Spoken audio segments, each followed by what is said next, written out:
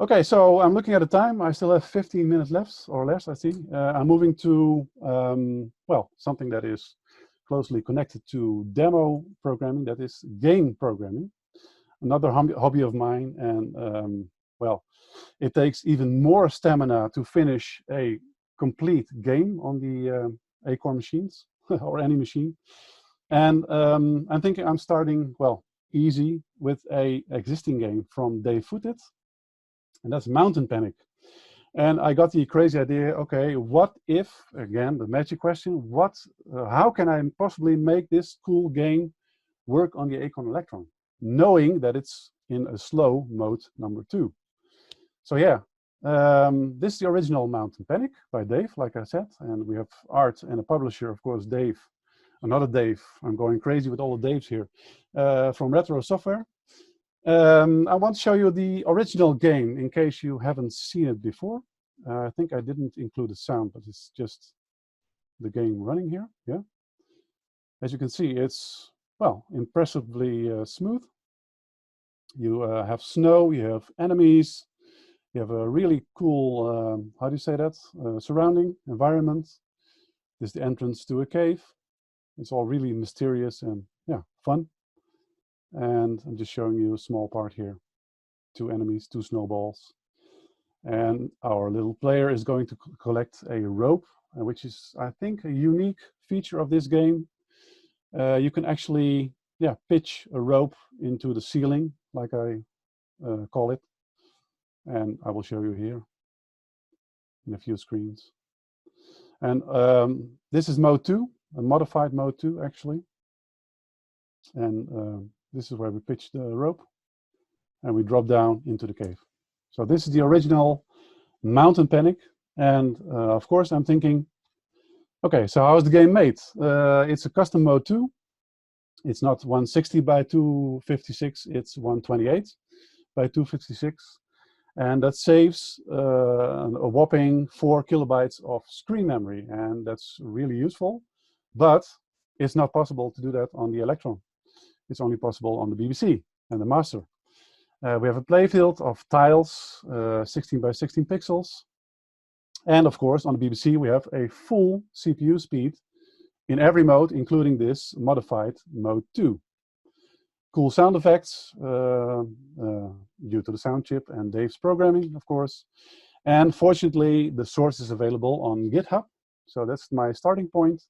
Of course, so where do you start converting a game, porting a game like this?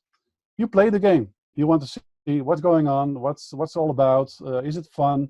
Do I want to play this on the Electron? So yeah, it ticked all the boxes for me. I'm thinking, okay, let's explore the source code. And that's what I did. And I'm slowly building the Electron version of Mountain Panic. And for a long time, I considered, okay, mode 2 could be impossible because of the speed, the enemies moving and the colorful graphics, etc. So I'm thinking maybe I should go to mode 5. I could do double screen buffering, etc., etc.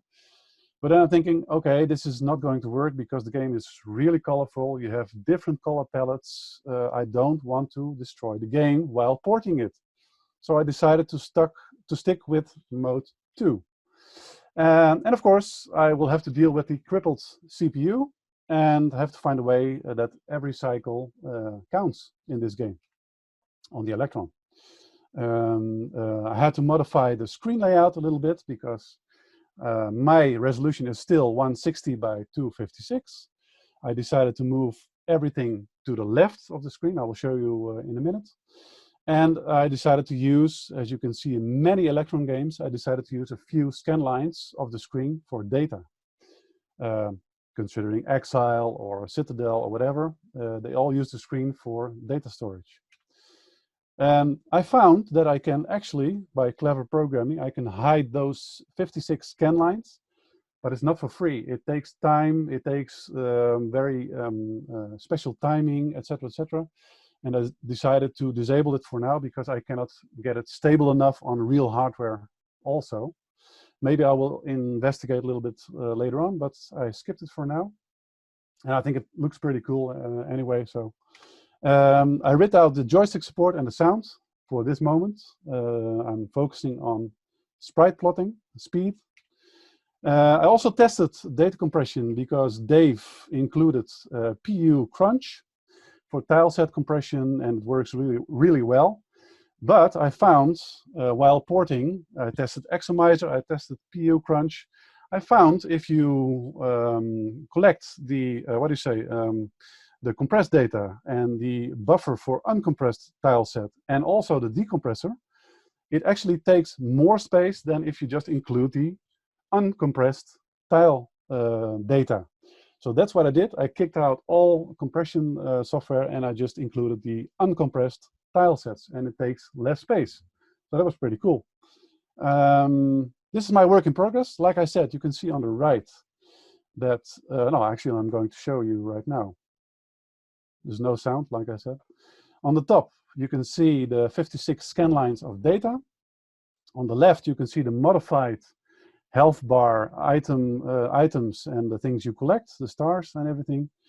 I think it's still moving pretty smoothly. The snow is smooth, the player is smooth, the enemies are reasonably smooth.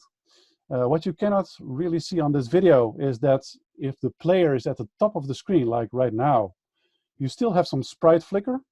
And if you pay attention, you see that he's not moving left. He's doing a moonwalk because I have ripped out the sprite mirroring for now. This is just the same sprite as if you're moving to the right. And we also have the rope is still there. We can drop down into the cave. It's all reasonably smooth. Remember, this is still mode 2, which is really slow on the Electron. And we still have the enemies. We still have the sprite player. And I'm using a different kind of sprite plotting. If you pay attention at the top of the screen, you can see that I'm actually storing and restoring the background here.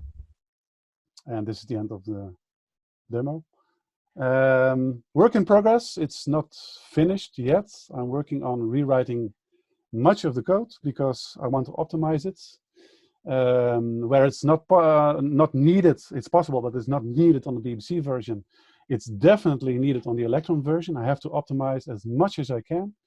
I shortened tables, I optimized snow plotting, sprite plotting, everything I could find. I optimized that. Of course, I introduced hardware keyboard scanning. It's completely different than if you do it on the BBC. And I'm focusing on the player sprite plotting for now. I'm actually, the original game by Dave is redrawing up to 4 background tiles, if I'm correct, Dave. But that's just too slow on the Electron. So what I did, I'm actually storing and restoring the tile, the 16 by 16 pixels that the player is actually on at the moment. And that takes some really different sprite plotting. And that's what I'm doing right now. I'm not creating a mask or a mirrored sprite on the fly. I'm doing it on demand because the frame of the player doesn't change every time. It changes every few frames. So I'm recalculating the mask and the mirrored sprite on demand, not every sprite plot. So that's faster also. And unfortunately, I'm not sure if I can find a solution, but I still have some sprite flicker if the player is near the top of the screen, because you're trying to do all of this during vertical sync. So here's a surprise, and this is by courtesy of Dave Moore, yet another Dave, I'm sorry about that, Arcadian, retro software. He made this mock-up, yeah, this is an inlay for a real floppy version of Mountain Panic, the Electron version, which of course has Dave Footed's name and also my name. I'm really proud of this. It looks really cool. And I can't wait to have a few of these published in a real physical format. So hopefully coming to an Electron near you in the future.